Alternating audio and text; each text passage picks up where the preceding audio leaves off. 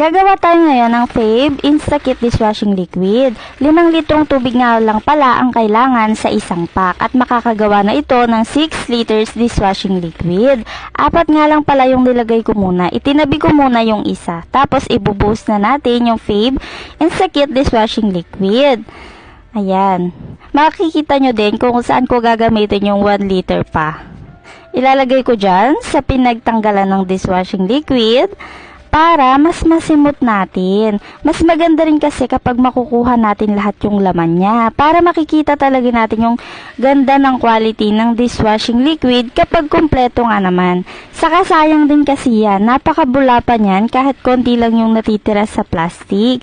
Kaya kailangan talaga nating simutin. Ganito lang yung paggawa ng dishwashing liquid. Pagkatapos lang yan, isahalo-haluin lang natin. Kapag natunaw na at lumapot na yung dishwashing liquid,